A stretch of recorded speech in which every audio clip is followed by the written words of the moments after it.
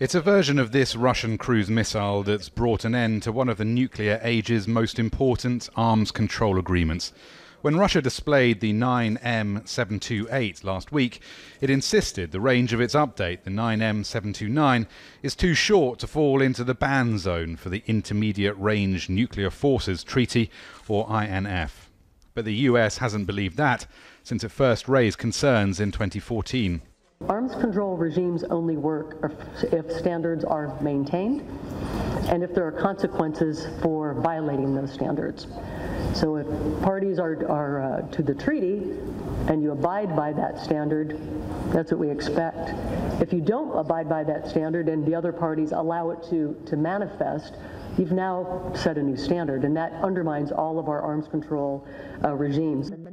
Last-ditch talks at an international non-proliferation conference in Beijing failed.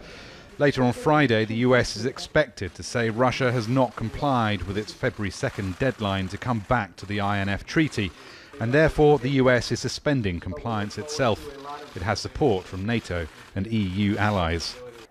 When it was signed by the United States and the Soviet Union in 1987, the Intermediate Range Nuclear Forces Treaty banned a whole class of weaponry. Both pledged to give up possession and development of land-based cruise and ballistic missiles with a range of 500 to 5,500 kilometers.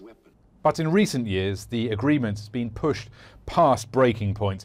The United States says that Russia has been lying about the capabilities of its newest cruise missiles.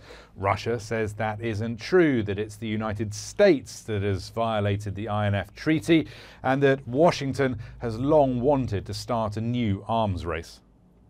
It's also accused the US of blackmail tactics. As far as Russia is concerned, we're not to blame for anything. We're open for talks on all issues, even the most acute problems, and we're willing to be as open as we possibly can. The United States says it will take 6 months to complete the INF withdrawal process.